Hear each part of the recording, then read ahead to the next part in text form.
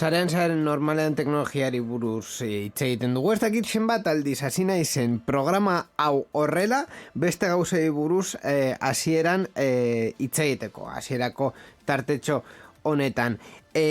Kasu honetan, guri buruz hitz egingo dugu, konkretuki Borja eta niri buruz duela egun batzuk aurkeztu genuelako proiektu bat Tracking Bilbao podcastin lehiaketara, konkretuki euskeraz egindako proiektu bat, eta bueno, saria eman digute. Zergatik eman digute saria? Borja, ez dut ulertzen. Osea, aste bat baino gehiago pasada saria eman zigutenetik, eta ez dut ulertzen zergatik. Inigo, zerbait ondo egin dugu. Zerbait ondo egin dugu, hori bai dela sorpresa. Bi berri dauzkagu honi buruz kontatzeko. Bata, txekazo handia daukagula hemen bideoan ikusteko dagoena, Tori Borja. Txeke erraldoi hau bideoan jartzeko, hemen behan jarriko dugu. Askatu. Hemen behan jarriko dugu programa osoan hor egoteko presente. Ez dira babesleak ikusten. Mierda, ez dira babesleak ikusten. Horain konponduko dut. Baina, epale, gutxi gora bera, hemen dauzkagu, hor daude. Important. Babesleak beti dire importanteak. Baina beste berria da, hau ez dela sarean zehar podcastari emandako saria. Beste podcast bat egin behar dugu. Bai. Lau edizio, lau episodio egin behar ditugu podcast berri honi buruz. Gutxienez. Eta hori izango da gurpil beroak bat formulako podcasta. Bai. Inork zuen hau espero. O sea, zergatik egin dugu bat formulako podcast bat. Zu eta biok, asko maite dugun kirol bat delako? Maite? Ni gutxienez. Bueno, en fin. Gaur, momentuz, sarean zehar egingo dugu. Irratsaio hau Creative Commons aitortu ez komertziala partekatu berdin 4.0 nazioarteko lizentziarekin banatzen da. Horrek esan nahi du gure edukiak nahi beste partekatu ditzazkezula. Informazio gehiago nahi baduzu josareanzehar.eus webgunera.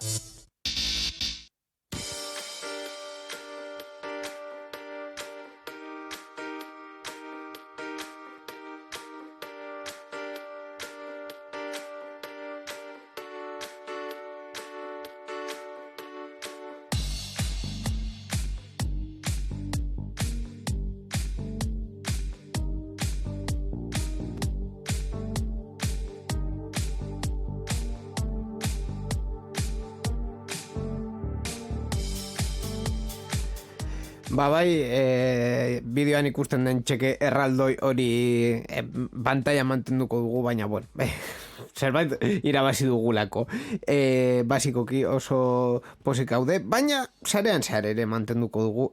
Zenbat, ez dakigu. En fin, gure bizitza aldaketa handietan dagoela momentu honetan, zuzenean, hau Trumaneko showa izango balitz, momentu audientzia handieneko momentua izango litzateke, hainbat aldaketekin eta mobidekin gure bizitzetan, baina ez da kasua, orduan hori ez dugu kontatuko, teknologiari buruz iten dugu. Zer diozu, Borja? Bai, bueno, baita ere teknologiari buruz daukagu berri nahiko potolo bat aste honetan. Bueno, a ver, Kastelera esaten den bezala kronika de una muerte anunciada, zen, eta el día de la marmota. Bi programa geneuzkagun eginda berri honi buruz hitz egiten, eta ber zer gertatuko da, eta ber nola bukatuko den, eta bla. Elon Musk Twitterren parte bat erosi duela. Elon Musk Twitterren parte guztia erosi nahi duela. Elon Musk komunera joan dela Twitterreko erosketari buruz pentsatzeko. Elon Musk deitu diola bere anaiari, ez duela beste arrakasta izan bizitzan, kontatzeko Twitter erosiko duela. Eta azkenik Elon Musk bere borondatearekin aurrera jarraitzea lortu du, eta Twitterren jabe berria bihurtu da. beste enpresa gehiago montatuz gero, guztiok ja dakigunak, bueno, SpaceX, Tesla, The Boring Company, bla, bla, bla, bla, bla, bla, bla, bla, bla, ba, kompainia hau 54.000 milioi dolarretan, bueno, zenbakiak gutxi gora bera esan da, 40.000 milioi euro baino gehiagotan, bai, eskaintza publiko hori egin eta gero, ba, azkenean lortu du salmenta hori bukatzea eta akziodun nagusia ja guztia izatea. Bueno, benetan, finkatu du erosketa akordio bat. Hau da, Twitterren jabe nagusiek esan diote, bai, akzio horiek salduko diotela, 54.000 milioi dolar valorazio horrekin, gero ikusiko dugu guztiak sartzen badira salmenta honetan, edo batzuk esaten badute, bueno, eski ez daukat interesik, orduan agian beste mekanismo batzuk aktibatu behar dituzte, eta bueno, Euskaltelekin gertatu zen berdina, gutxi gora bera. Goratzen baduzue, pasaden programan kontatu genuen, bai, Elon Musk eskaintza publiko bat egin zuen, eta Twitterreko zuzendaritza batzordeko 11 kideekin negoziatzen hasi zen, baita ere akziodunak bere presioa egin hasi ziren, saldu bai edo saldu ez, eta lehenengo asmoa proposamen hau uko egitea izan zen, baita ere kontatu genuen nola opa hau agertu eta gero hainbat estrategia poison pill edo ingelesez esaten den pilula pozoitua egiteko mekanismoarekin, hau da mekanismo horrekin konpainiaren akzioak deskontuarekin saltzen ziren jadanik hor akziodunek ziren pertsonentzako masken partizipazioa gutxiagotzeko, hau da, ez dakit zenbat estrategia eta ez dugu salduko zeren eta diru gehiago emango du salduta.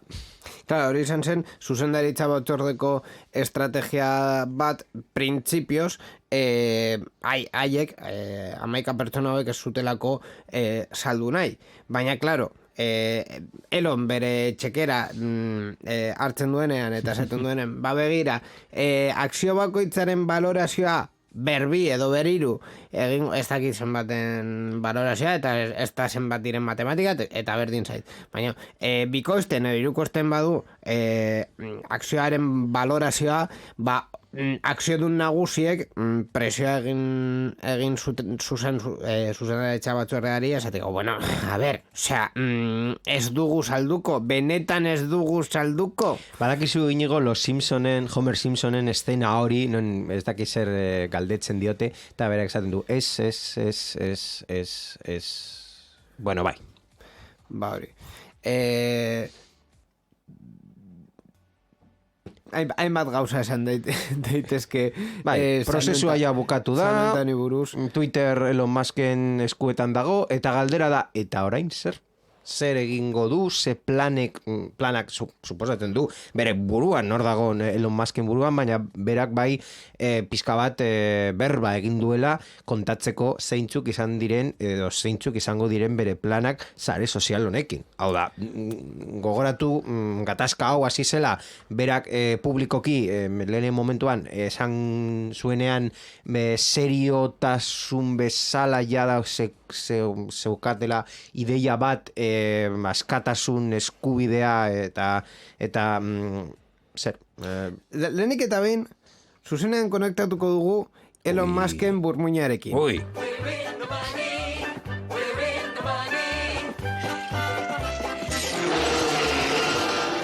Tximinoak esan du. Hori da. Zer egingo du Elon Musk Twitterrekin, hori da berak esan du galdera nagusia. Dirua ez da bere motivazioa. Hori esan du. 15.000 enpresa sortu dituen eta probablemente munduko pertsonarik aberatzena, bere motivazioa ez da dirua. Bagian ez da dirua, jadanik daukalako tipo honek izan daiteken diru kantitate gehiena. Tipo honek atorri da... Bakarrik dinosaurio bat geratzen zaio, ja. Es que tiponek egin du elkarte bat, horrela rollo hippie gaztetxe bat bezala, eta... zelako gauzak esaten nahi ditut. O sea, es que no me lo creo, de verdad. O sea, tipo honen motivazioa ez da dirua. Zer da, zer egin nahi du. Bera, orain esaten du, eski, claro, Twitterren askatasun gehiago behar da. Adierazpen askatasuna? Adierazpen askatasunaren ikono bat bihurtzea 21. mendean? Norentzat. Edo espektro politikoaren ze zatiaren txat. Ba, imaginatzen du liberalak. Claro, es que... Hau da, askatasuna nahi duten pertsonak liberalak deitu dezakegu, ez da? Ja, baina Estatu liberal edo beren eskubide gehiena ematen diotenak pertsone hor dauden pertsonengan, estatu minimoa baita ere deitzen dituzten modeloak, modelo liberalak dira, eta noski Amerikako estatu batuetan hori da lehentasun nagusia. Ja. Gutxienez, ezagutzen dugun Amerikako estatu batuetan modeloan, eta noski hor dirudunak modelo hori jarraitu dute, eta horrela lortu dute bere dirua. Orduan, egia da ere liberalak estatu batuetan ez direla guztiz uniformeak, Espainian ere ez daukagulako definizio uniformei korrektako, baina normalean... Jar zaitez Elon Musken burmuinean. Twitter erosi duzu. Edo, orduan, zer egin dezakezu... Barkatu. Zuzen... Erriro ere. Ez que ez daukat eskura, orduan. Ez dut egin. Bueno, orain serioki. Twitter erosi duzu. Bai. 44 milioi dolar ordaindu dituzu. Orduan, orain nola berreskuratzen duzu... Nola berreskuratzen duzu inbertsio hori. Hau da, hori inbertsio bat bada, eta inbertsioak ez dira bakarrik dirua bueltatzen dituztenak. Hau da, badira baita ere inbertsio mediatikoak, badago jendea erosten duela gauza bat, patrozinio bezala, eta hobeto bere irudi publikoa hobeto ikusteko, edo baita ere bere bestelako onuragarri gauzak lortzeko, baina ez dira dirua kostatzen dituztenak. Hau da, irudi publikoa, irudi politikoa, edo batzutan baita ere da altruismo edo ez altruismo, baina filantropia. Hau da, ni munduan nire izena hor betirako geratzea nahi dut, hau da, historiako Napoleon edo Julio César bat bezala nahi dut nire pertsona... Edo Twitter itxizuen zuzendari bezala. Bueno, baita ere. Historian ja ziurrenik izango duela izen bat, baina zenbat eta gehiago inporta duzun historiako mugimenduetan, zenbat eta areagotuko duzu zure irudi publiko claro. Eta zure irudi publiko historian. Nire burua jartzea leku horretan edo posizio horretan nahiko zaila da, lehenik eta behin Twitterreko erabiltzailea naizelako, orduan, ni argi daukat ze nahi dut ni erabiltzaile bezala Twitterren topatzea. Claro, hori... Esaiozu apuntau, esazu, entzuten ari bazara, apuntau esazu. Lehenik eta behin, punto número 1. Badabil ez ukitu. Osea, si funciona no toques. Eta lehenengo kaldera, badabil? Eta zer esan nahi du badabil? Dirua ematen du, enpresa bat da, gogoratu behar dugu, enpresa batek, eta akziodunak daukaten enpresa batek, zein da bere proposamen nagusia? Dirua emotea. Edo gutxienez ez galtzea. Orduan, badabil, osea, hori da galdera, nire ikuspuntutik bai. Hau da, sare soziale guztien parte bat ukaezina dena da toxikotasuna. Hau da, ezin duzu kontrolatu pertsona bakoitza eta guztien konportamendua, joera. Orduan, hortik aurrera, Twitterren gutxi gora bera moderazio sistemak ondo funtzionatzen dute? Orokorrean pertsona guztiek daukaten irudia da baietz. Hau da, egia da Twitterren komunikabide publiko bezala edo plaza publiko bat bezala edozein pertsona, edozein gauza izan alduela, eta beste pertsona batentzat ofensibo izan daitekela, baina lerro gorriak zeharkatzen direnean, normalean Twitterren zerbait egiten da. Edo akontua limitatu edo horrelako zerbait. Azko gara, utxiko da pizka batxo bat, eta gero jarraitzen du, aipatuko dut puntu ekonomikoa. Vale.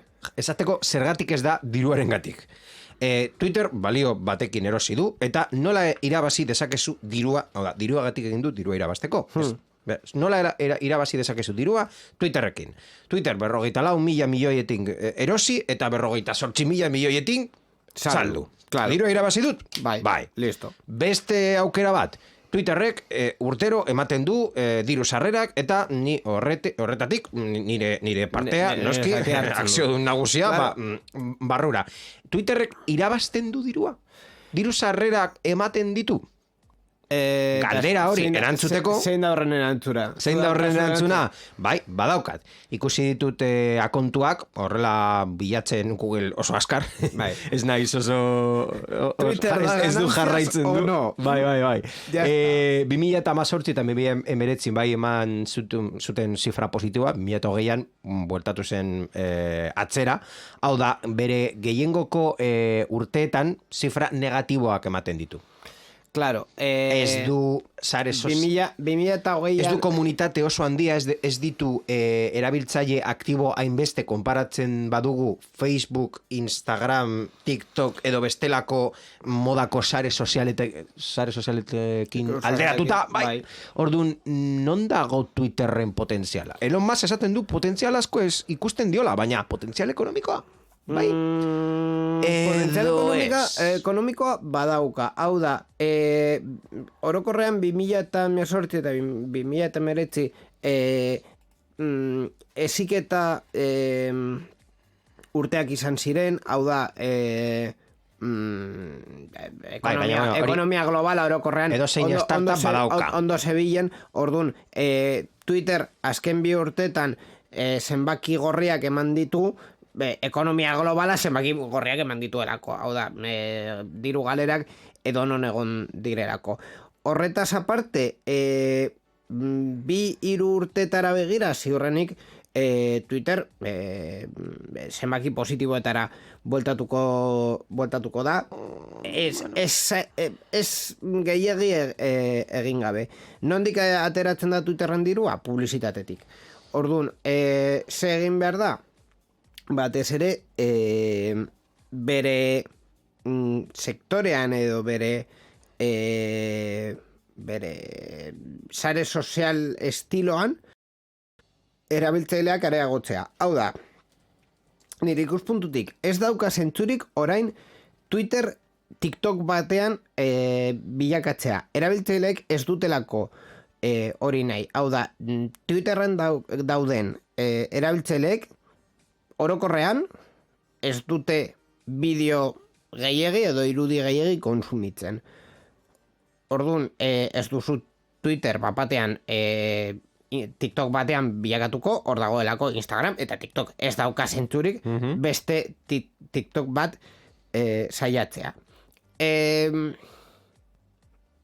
Facebookeko zenbait gauza hartzea eta Twitterrera moldatzea interesgarria izango litzateke? Bagean hori bidea izan daiteke. Erabiltzaileen tarte bat Facebooken mantendu direnak, agian Twitterrera erakartzeko. Uste du Twitter bere modeloa dauka, jendeari gustatzen zaio modelo horrekin, eta gustatzen zaionari barkatu beste modelo batekin ez diozu konbentzituko, nire ustez. Orduan, modelo horrekin jarraitu edo hildu, baina ezin duzu aldaketa radikal bat egin. Orduan, ze egin daiteke Twitterren? Lehenik eta bain erabiltzaileak entzutea, erabiltzaile askok duela urte asko eskatzen dutela mezuak editatzea, aldatzea, ze baldintzekin ikusi beharko litzateke, baina printzipioz Twitter jarri eta ez dakit, urrengo ordu erdian aldatu alizatea, ideia hona izango litzateke, ja ordu erdia pasa bada, edo tuita esabatzen duzu, edo konpon, horrela geratzen da. Hori mekanismo interesgarri bat izan daiteke, alde batetik, pertsona batek esan duena ez desegiteko epe luzean, en plan, artxibo historiko, hori pertsona horrek hori esan badu, horrela geratzen da, baina beste partitik aukera hori emateko. Segeiago egin dezake Twitter, adibidez, Elon Musk esan duen bezala, behin baino gehiagotan, erabiltzaile hutsak edo bot hoiek plataformatik kentzea. Hau da, pertsona bat atzean ez daukan akontu guztiak identifikatzea edo esabatzea. Kasu, adibidez, Euskal Digitaleko edo Sarean Zehareko akontua ez da pertsona baten akontua, enpresa baten akontua da. Edo pertsona batek... Edo erakunde batena, bai. Edo erakunde batena. Edo pertsona batek verifikatzen du akontu hori esanez nor dagoen atzean, edo esabatzea, batez ere toxikotasun kanpaina batzuk, beste gauza batzuk ez aipatzea arren, toxikotasun kanpaina batzuk ekiditeko. Hori ideia ona izan daiteke, bai, batez ere bi gauzetarako, batetik Twitterren dagoen pertsona kopuru erreala ikusteko, eta bestetik, sare sozial sanoago batean bihurtzeko, ez dakit sano esatea zuzena izango litzateken, ideia horretatik jarraitzeko. Baita ere sinesgarritasun gehiago hartuko du. Sinesgarritasun gehiago hartzeko baita. Elon Musk ere esan du azken egunetan, esan duzuna, askatasuna eta konkretuki nola esan duzu? Zer, adierazpen askatasunari buruz, esan du konkretuki moderazio algoritmo publiko bat bihurtu nahi duela. Moderazio algoritmo publiko bat jakitea zeintzuk dira baina orokorrago esan du Twitterren adierazpen askatasun arauak izango direla legeak esartzen duena. Bai. Claro, legea non. Bai. Da hurrengo galdera.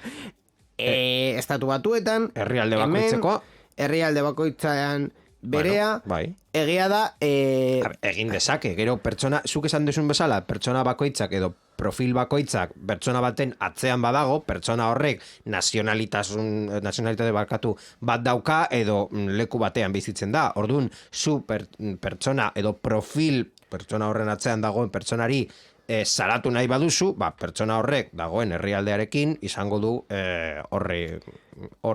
salatzeko aukera. Claro, agian, eta Twitter egingo duen papera bakarra izango da kolaborazioa. Claro, orduan,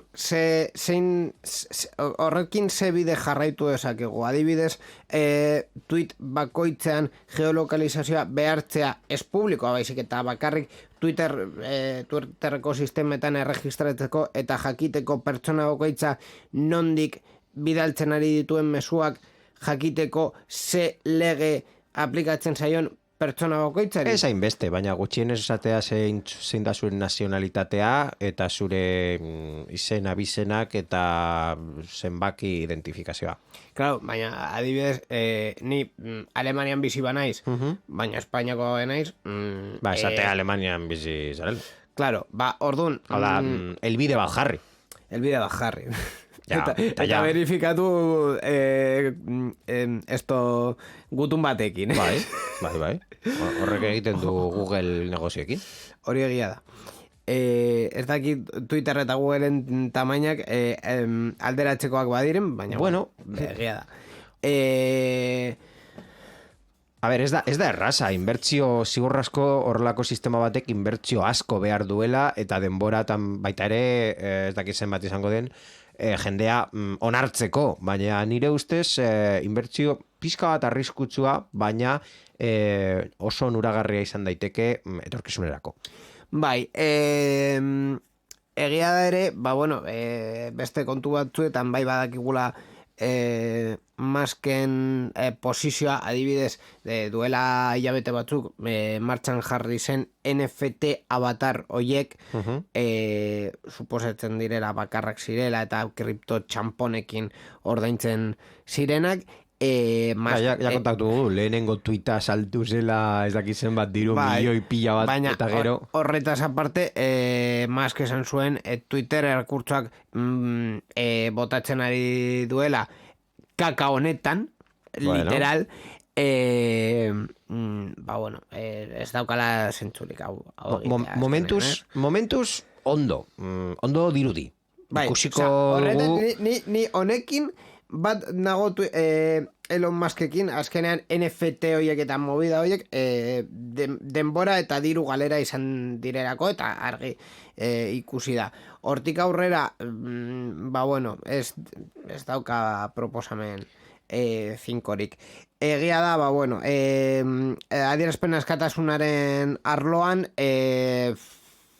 zarantza asko daudela, Musk ere ez delako precisamente de izquierdas. Baina, nik esan dudan bezala, berriaren hasieran jakin behar duguna da, zein da Elon Musken helburua. Zen eta helburu bat edo bestea izan da, jakin dezakegu Twitterren etorkizuna izango dela. Twitter sare soziala, pizka bat gutxi gora bera ezagutzen dugun bezala aldaketa txikiekin, izan daiteke Twitter komunikazio publikoko bide bat, hau da Rupert Murdoch kontrolatzen dituzten komunikazio edabideak guztiak bezalakoak, hau da Elon Musk Rupert Murdoch bat bezalako bihurtzea, edo Twitter Foundation, hau da Twitter askatasun eta askatasun adierazpenaren faro bat eta bere ideiak etorkizuneko internetean bihurtzea eta beraren atzean bestelako sare sozialak modelo hori kopiatzea, zen eta begiratu ze ondo junden edo ez, baina ondo juten bada, noski beste guztiak hortik atzera doazte. Hombre, egia da berrian zehar komentatu duzun gauza bat, Twitterren modeloa erabiltzaileei interesatzen zaie hau gertatzen zen bitartean beste sare sozial bat bere etekinak atera duelako, hemendik. Bai, konkretuki izan da Mastodon sare sozialako 30.000 erabiltzaile berri erregistratu ditu egun bakar batean, Elon Muskek bere plataforma hau 50.000 euroko balioarekin erosi eta gero. Eugene Roach, deitzen dela pertsona den CEO konpainiaren, azaldu duenez, Mastodon dirudun bakar batek ere erosi eta eduki ezin den sare sozialen ikuspegi bat aurkezten dutelako, horregatik gertatu da hazkunde hau. Mastodon pizgarririk eta irabazirik gabeko plataforma global erresistenteagoa sortzen ahalegintzen direla. Mastodon gutxi gora bera sare sozial deszentralizatua, horrela pizka bat sare sozial deszentralizatua da, baina lehenik eta behin formatuari buruz Telegram ere, WhatsApp eta Telegram egiteko pizkatxo bat konparazioa. Gutxi gora bera Mastodon da Twitter bezala, hau da erabiltzaile bakoitza bere mesua jarri alditu irudiekin, bidearekin eta interfaz eta funtzionamendu eta denbora lerro batean agertzen dira, baina bi gauza ezberdin dauzka, bata Twitter duela urte asko zeukana dela denbora lerro publikoa, hau da, zu edozein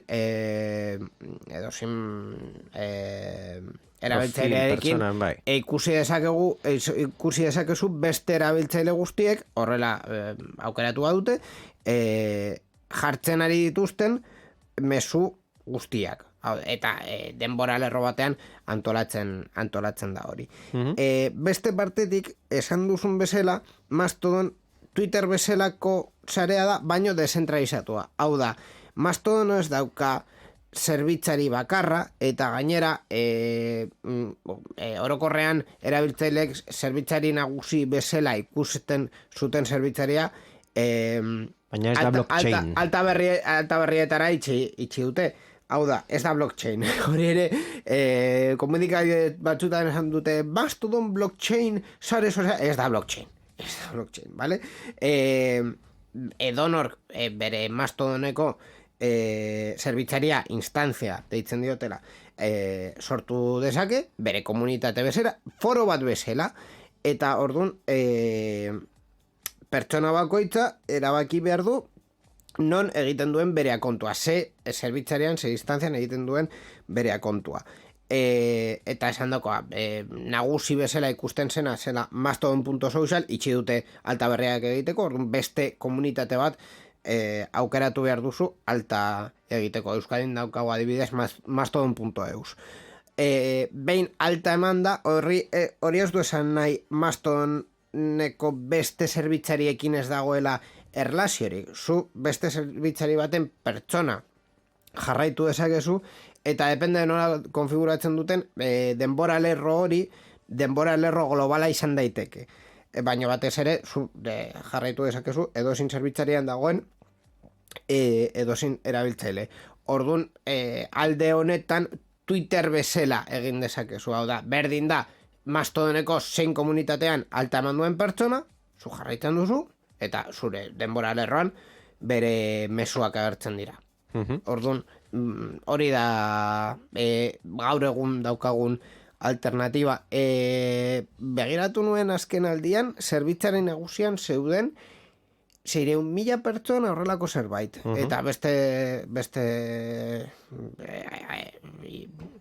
urte 6.000 eta 5.000 zerbitzari daude, txikiagoak, baina beste zerbitzari asko daude, orduan, alternatiba bat da, momentuz... Ez da alternatiba bakarra, baita ere esan behar da, baina arrakasta gehien izan duen alternatiba, eta kode irekiko doako alternatiba, gutxienez, hor jartzen dute bere desberdintasun nagusia. Claro, eta gainera, Twitterreken alde gehien daukan alternatiba, beste guztiak, beste forma daukatelako.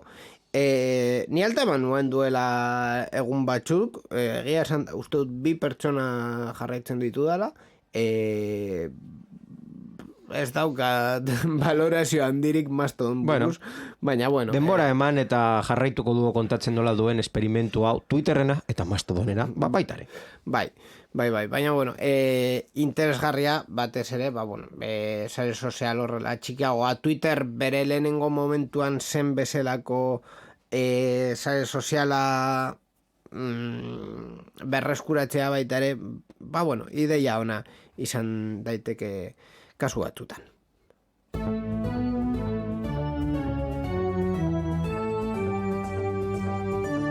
Europar Batasunaren berria. Sarean zehar.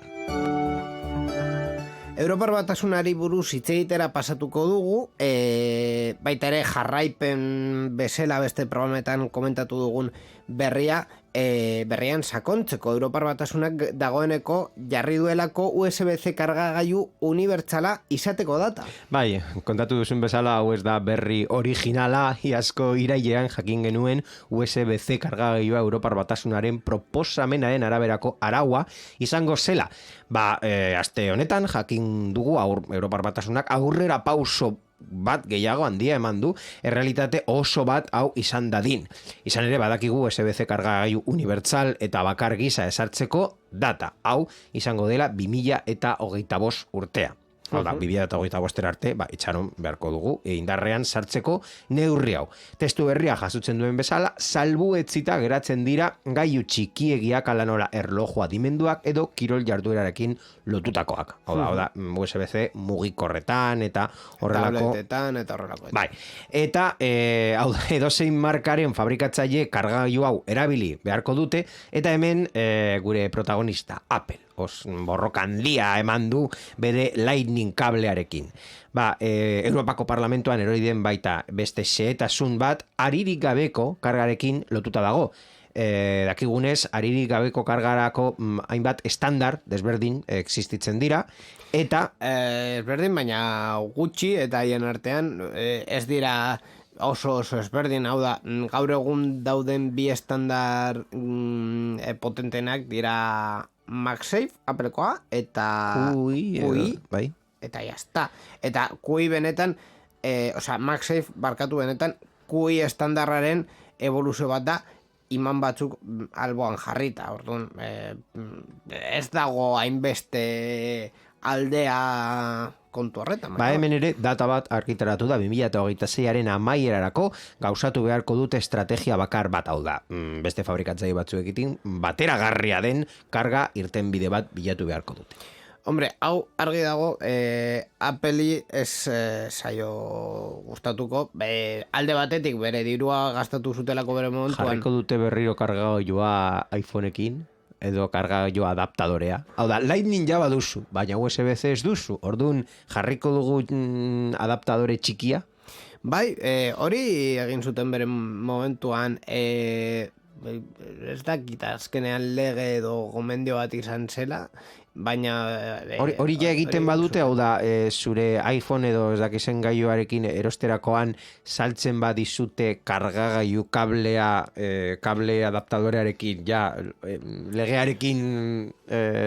Espero dut espero dut legean jartzea Europar Batasunekoek argi eta garbi USB-C portua gailuan beran egon behar dela. Dena den... Bean edo goian, ez da? Bean edo goian edo albo batean. Dena den, imaginatzen dut urrengo iPhoneerako zuzenean Apple USB-C hartuko duela, gatazka gaiagirik ez izateko Europar Batasunekoekin.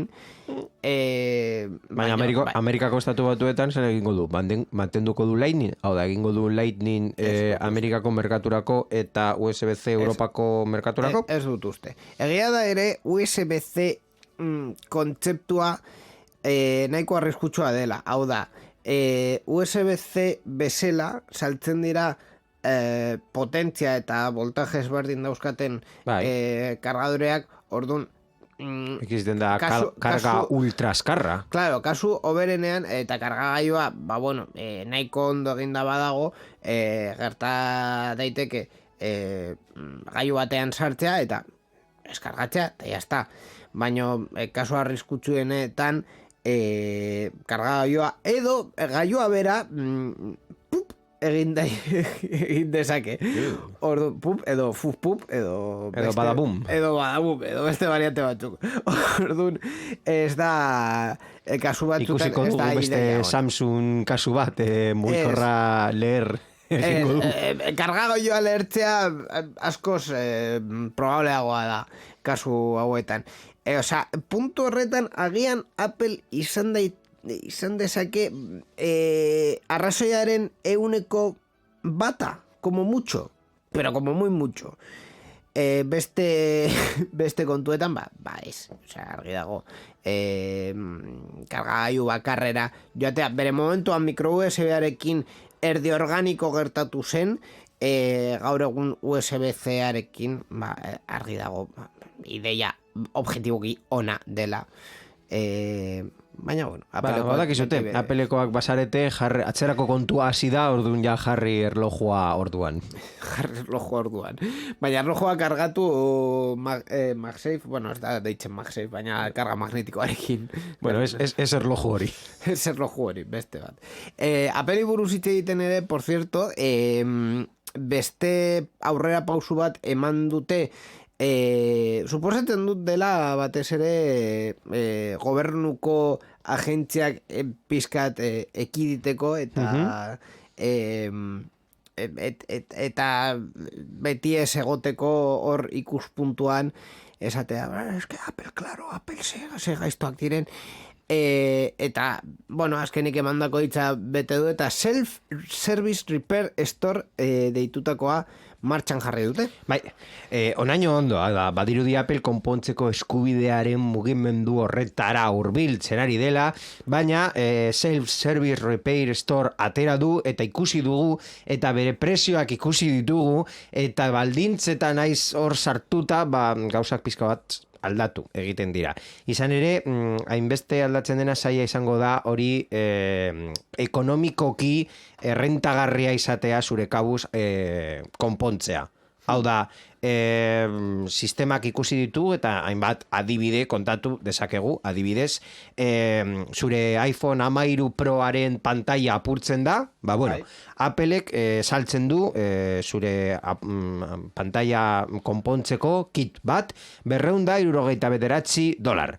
Zenbat kostatzen du dendetara jutera eta zuri ja zuzenki erreparatzea, $269. Hau da, $10 aurresten dituzu. Eta beste adibide bat, bateria aldatu nahi diozu. Apple bateria saltzen dizu, $71 truke. Nahi duzu dendara jun hori dendan egitea? $69. Claro, hau da, merkeagoa da. Haien dendetan egitea. Gainera beste polemika edo erdi polemika egonda hor, claro, Apple, erremintak behar dituzu. Claro, erremintak behar Applek dituzu. alokatzen dituenak. Espera. Erremintak behar dituzu, hori argi dago. Apple bere eskuliburuak, bere gidak egin ditu bere erramintekin. Hau da, normalean, Appleko dendetan, horrelako konponketak egiteko erabiltzen dituzten erramintekin. Erraminta hauek, erraminta arrasak, estandarrak dira, ez. Applek haien boikorretarako egindako erramintak dira. Diseinatutak haien partetik eta bar. Ordun, zure kabuz egin nahi baduzu konponketa hau, saiatu alzara zure erramintekin egitea, edo Apple'i alokatzea bere erramintak $59 truke. Bai. Eta hori ez da... Astero. Hori ez da... Aste bakoitzeko. Astero. Eta hori ez da kontu bakarra. Zati bakoitza, pieza bakoitza aldatzeko, erregistratu behar duzu, zein da zure mugikorraren serie zenbakia, erregistratu behar duzu zati bakoitzaren serie zenbakia kentzen duzuna, eta gero ja Apple erregistratzen du eman dizudan pieza berria, eta horrelako diagnosi modu batean jarri behar duzu telefonoa, konprobazio guztiak egin ari izateko, eta telefonoa kaka esemateko egunez esaten, vale? Zerbitzu hau estatu batuetan martxan jarri da, azken iPhone SE modeloarekin eta baita 12 eta 13arekin, zaharrekoekin ez dute jarri, batez ere sistemaren arazo bat dagoelako, martxan jarri dutelako hau, baita ere bere dendetan konponketa prozesuak beste sistemetan erregistratzen dituzterako. Hau da, orain arte, fíjate cómo era la cosa, orain arte denda bakoitzan izan behar zuten Mac mini bat programa berezi batekin aldaketa guzti hauek erregistratzeko. Orduan, iPhone 8 bat ez dute programa honetan sartuko, ez dizuterako sarbide bat emango software berezi horretara. Konklusio bezala, Mekanoren abesti hori esaten zuen bezala, itzala hor, itzala hemen, makillatu. Bai. Hori da Appleen konpontzeko eskubidea. Horrela da. Behar baino askoz zailago jarri dute kontua. Kritikoenak adibidez iFixit webunekoek izan dira. Egia da haiek baita ere bere ordezkoak saltzen dituztera, baina orokorrean, nik ikusi ditudan review oso... I fix it, you fix it, bajo pace. Ja, ikusi ditudan komentario edo kritika guztietan kontua izan da, hau, bereziki komplikatua dela aldaketa egitea, pero por gusto, es que ez dauka justifikaziorik, ez dauka arrazoirik hain zaila izateko. Berrien atala oso azkar bukatzeko eta berri azkarretara sartuko gara orain en plan lightning, baina komentatu behar dugu gaia aldatu guztiz 20 ofizialki itxiko dutela. Bai, Telefonika ja low cost operadore bakarra nahi du izan, kasu honetan izango da O2. Obi. Marka merkaturatzea egin du eta erabiltzaile gehiago erakartzea lortzeko Teletonikak 20 eta Obi bateratzea erabaki du low cost operadorearen egungo bezero guztiei Obiko tarifa baliokideak lortzeko urrats bat eskainez. Gainera modu oso kutre batean esan ez. Claro, eske 20 operagailua sortu genituenak urte batzu geroago Obi operagailua sortu genuen. Kolega, a ver, ¿qué me estás contando? O sea, es da egia, bere momentuan, bueno, en fin. 20tik azaldu du denez, aldaketa doakoa izango da, zin bakarrik aldatu beharko da, esan ere, bat egiteaz hitz egiten duten arren, 20ko bezeroentzat konpainia aldaketa bat egiten ari dira. Egia da, 20 bere operagailu mobidekin hasi zenean, bueno, enpresa bat aparte zerako, eta horrela bukatzen da Telefonika egin zuen operazio hau 20 erosterakoran. Bai, sare soziala... Operazio kaskarra bat izan dela, esan dezakegu, euneko eunean. Bere momentuan sare soziala erosi zuten izteko, eta urte batu geroago operagailua zegoen ez hor... Zenbat argazki atera dituzu zure 20ko akontutik itxi zutenean? Ez dakit, hor gordeta daude disko gogor batean, baina ez dakit. Zeintzuk eta zenbat izan ziren. Berri askarrak, sarean zehar. Guazen berri askarrekin formatu txikian komentatzeko beste berri batzuk, eta hasiko gara Google buruz hitz egiten, orain bilaketa emaitzetatik zure informazio pertsonala kentzeko eska diezaiokezulako. Bai, teknologia enpresa hau, telefono zenbakiak, elbide elektronikoak, elbide fisikoak kentzeko aukera ematen du erabiltzaileak nahi ez dituzten kontaktuetatik eta kalte fisikoetatik babesteko. Behar bada Googleen politika aldatzearen arrazoia, telefono eta online iruzurra areagotzea da. Teltek erabera 2022ko martxoan 15.600 milioi mezu iruzurgile bidali ziren sare estatu batuetan bakarrik. En fin, ez daukat txisterik honetarako, bai, kontu hona da, ze esan dezakegu, ez dugu ezer gehiago esan behar. Orduan... Datuen babesa, bai! Datuen babesa, bai! Europak esaten duen bezala, datuen babesa, bai! Kontu behago, Europako batasunari buruz hitz egiten, interneteko bidezariak eskatu duelako berriro. Bai, Margaret Vestager astelen honetan adierazi duenez Google, Meta edo Netflix bezalako erraldoiek Europako telekomunikazio zaren kostuen zati bat ordaindu beharko lukete. Esparru digital horretako Europar batasuneko arduradun nagusiak azaldu duenez, enpresa batzuk beren negozioak indartzen eta onurazten dituzten trafiko asko sortzen dute, baina enpresa horiek ez dute zentru horretan ekarpenik egiten. Ez dute konektibitate hori edatzeko inbertsioak gaitzen laguntzen, esan du. Peajekak bueltan daude, Espainian ere peaje guztiak berriz ezarri nahi dituzte. Badirudi peajeak jartzea ez dakigu zergatik, baina dirua ematen du. Behar dute dirua gobernuak, eta hortik behar duten bezala delatzen dute. Eta azkenik, larrialdi alerta berriak martxan jarriko dira Espainian. Bai, telefonia mugikorreko sareen bidez alerta sistema berria abian jartzeko azken urratsak egiten ari dira. Komunikazio elektronikoen Europako kodeak eta telekomunikazioaren lege orokorraren aurre proiektuak esartzen duen bezala. Udatik aurrera, erabat erabilgarri egotea ja espero da. Babes zibila, gelaska edatzeko teknologia aukeratu du irrati seinaleen emisioak. Horrela, telefoniako antenak alerta transmisore gisa jardungo dute, beren mai horrietara konektatuta dauden terminal guztietara. Alerta sistema berri hau alarma soinu batek eta jakinarazpen gisa telefono adimendunetan agertzen den mezu bezalakoak osatzen dute, eta erabiltzaileak irakurketa baiestatu arte txistuak etengabe jarraituko dute jotzen zure mugikorran. Bueno, alertako sistema berriak, azken 2 urtetan ez baditugu alerta gutxi izan gure bizitzetan. Are gehiago! Are gehiago, zergatik ez?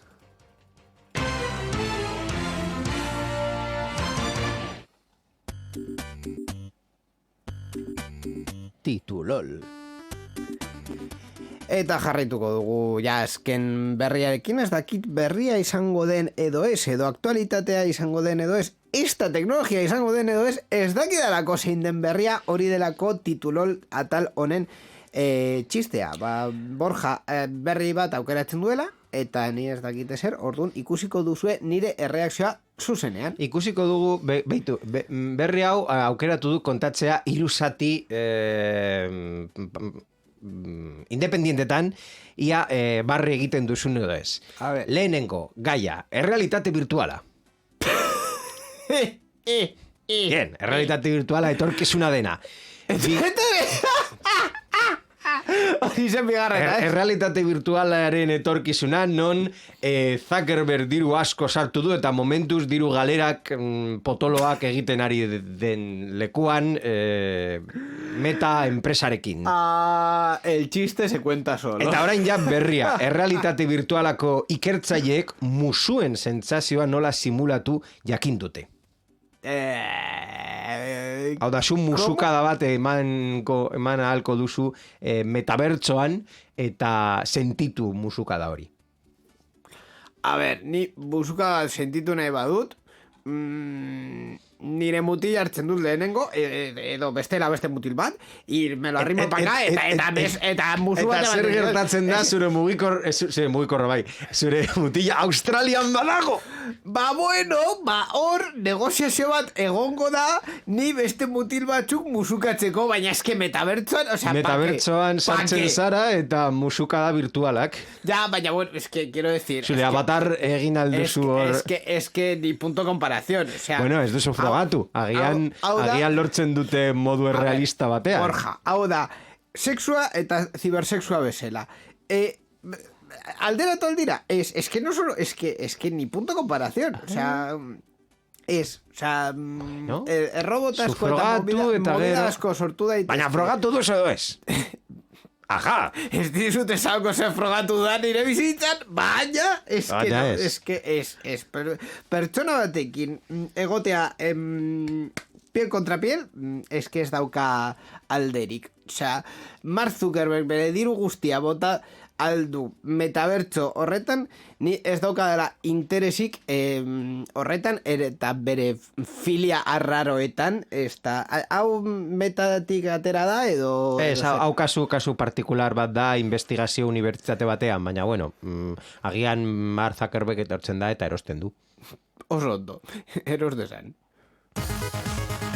Entzun berri duzunari buruz hitz egin nahi? Zure iritzia jakin nahi dugu, idatzi ezaguzu Twitterren gure erabiltzailea, sarean zehar da. Gure Twitcheko emanaldietan ere parte hartu eta zure iritzia eman dezakezu programa egiten dugun bitartean. twitch.tv/sarean zehar. Gainera, zure ekitaldiaren edo ideiaren berri eman nahi baduzu, posta elektronikora idatz diezagukezu info@sareanzehar.eus. Sarean zehar, zure mezuen zain.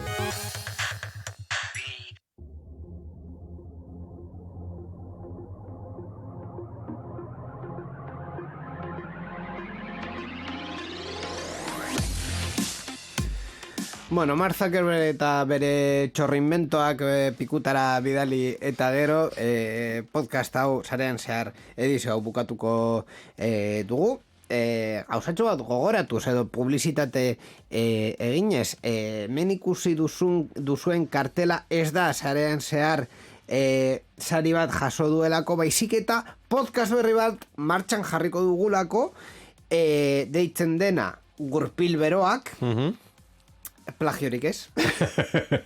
Gurpil Beroak deitzen da, bat formulari buruz itzengo dugu, lasterketak gertatzen ez diren asteburuetan egingo dugu, ziurrenik igandeetan, bai. Twitchen, zuzenean, twitch.tv/Gurpil Beroak kanalean, orduan, kanal horretara arpidetu zaitezkete, ikusteko zein izango den gure lehenengo emisioa. Ziurrenik eta bizitza ondo jartzen badigu kontua, saietuko gara maiatzenen 15 izatea, baina ez dakigu, orduan, asteburu honetan, osea, justo sarean zehar hau emititzen den asteburuan 8an lasterketa dagoenez, horretan ez, hurrengoan, eta saiatuko gara denboraldiaren lehenengo momentuetatik Miamiko lasterketar arte gertatu dena laburbiltzea, asko izan dena, baina, bueno, saiatuko gara. Ez dakit nola, baina saiatuko gara. Bidali genuen pilotoan, kategoria euskarri buruz ere itzeiten genuen, bueno, sarreran esaten genuen kategoria euskarri buruz itzeingo genuen. Orduan, Formula 2 eta Formula 3, zer? Edo, 2 formula eta 3 formula. Ez naiz, oitzen... Ez dakitzen bat formulak egingo ditugu. Nola esaten dago euskeraz ondo. Ez dakit esatea formula bat edo bat formula. Norbaitek badaki hau, ez dakit. Garaipenaren formula. Garaipenaren formula. Garaipenaren formula beti bezala eta Borja Arbosa gonbidatzea berri teknologikoak ekartzeko eta hau ez da salbuespen bat izan, así que eskerrik asko Borja berriak ekartzeagatik eta horrengora arte. Eskerrik asko Inigo eta entzule guztioi ez kezkatu, fama ez gaitu aldatuko. Fama ez dakit, baina dirua agian bai, ez dakigu. Osea, izan leike aldaketak jasotzea programa hau, por lo que sea, agian irudian, ez dakit estetikan, orain makillajea izango dugu, horrelako zerbait. Eskerrik asko ere, irratietan dauden ekoizpen eta teknikari taldei programa honen edapena posible egiteagatik, eta baita ere Mikel Carmonari berrikuspen teknikoan egon delako, eta baita ere gure arpide dunei Twitchen, bueno, kasu honetan Euskadi Digitaleko Twitchen ere hor arpide ez dakit nola esaten duen hori. Bueno, eskerrik asko guztiei. Fans. Only fans. Bai. Eskerrik asko guztiei, 15 egunetan, 2 asteetan, berriz hemen egongo gara teknologiari buruz hitz egiteko. 2 aste hon izan, eta hurrengora arte, agur.